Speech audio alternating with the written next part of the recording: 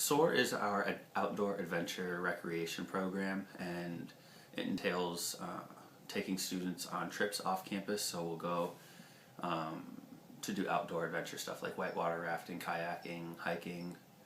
Have been some of the trips that we've done in the past, and it serves as an alternative educational program for our students so that they can get involved outside of their academics and feel connected to the university. And we do it in the outdoor setting as a form of alternative recreation so that they can maintain their active well-being. What sort of improvements are you looking to create? Yeah. Part of it is just offering new and exciting trips for students to go on. So just always maintaining with what the student pulse is. So it's like we have surveys every now and then for what types of trips that they want. We're also looking to form the SOAR Council so that students have active hand in planning all of these trips, and that's going to entail hiring 4 or 5 student volunteers and giving them the reins of SOAR. I would be advising the group and just making sure that they're getting a lot out of their experiences and developing their leadership and other professional skills through the planning and operations of SOAR. Right now we have about 20 sleeping bags in terms of renting out. Students are welcome to rent out that equipment, and we're always looking to increase our equipment to be rented out to students. In the past they've looked into purchasing kayaks, but budgetary issues have created a snafu for that. And then there's other camping equipment in terms of tents and things that we have looked into. It all comes down to if there's room in the budget, honestly. And then also enhancing the educational piece of it, so offering like the survivalist courses is definitely something that I think would be really impactful.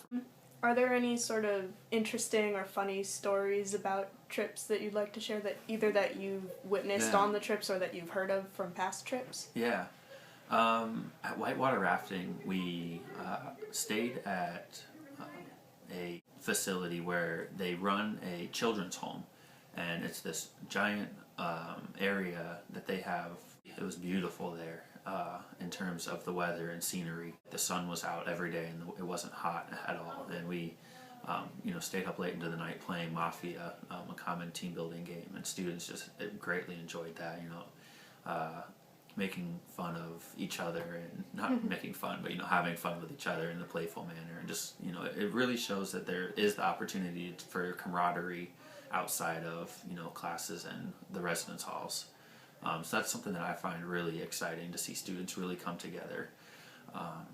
Luckily there was no accidents, but on a whitewater rafting trip I think 3 people fell out of the boat and had to be rescued by our tour guide.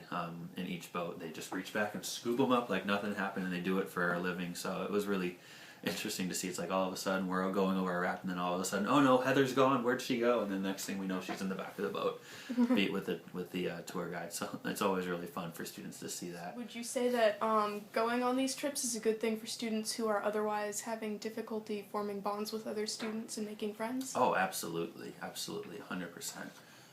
Because when we go on, definitely the overnight trips, when we go on there, we're so immersed in our groups, it's like we're the only ones around at times.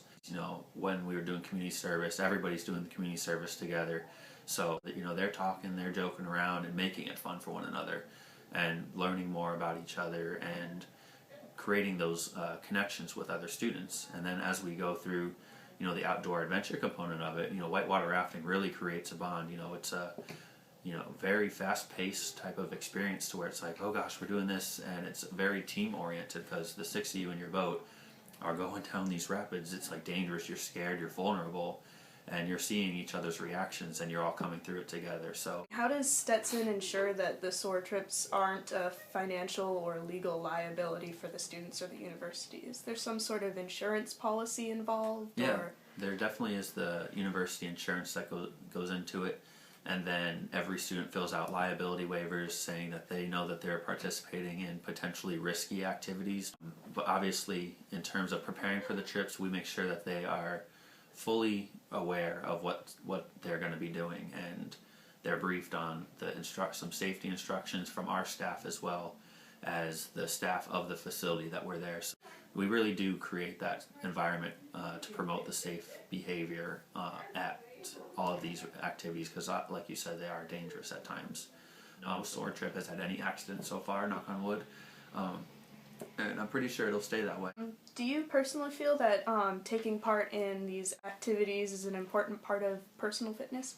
Yeah, I think it's really cool how it's an alternative form of fitness. So if students aren't necessarily comfortable coming into the gym because they may be intimidated, like the rock climbing trip, was a great example of it. The students who went on it were able to get a great form of exercise that day. Everybody was complaining that they had sore arms and they were exhausted at the end of the trip. You know, that's something to wear you out, and it's definitely a really important alternative form of fitness that people might not normally take advantage of, and that's what we try to push with SOAR, is to give them that alternative form of fitness. Do you feel that there's a problem among young people today, especially college students, with a sort of preference towards sedentary indoor activities like video games and television and the internet as opposed to active outdoor activities? Yeah. I think that's something that is very present in youth in general, and kind of might stem into the college age students. I think that kind of gets back to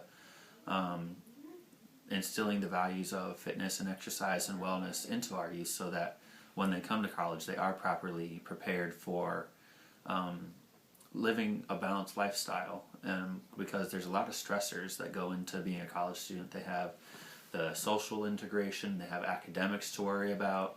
Through SOAR, we're trying to offer them that stress relief for a cheap cost. Since it's subsidized, every trip is at least, I want to say, 25 to 50% discounted rate. So, you know, it's a lot of fun and a great opportunity to meet other people.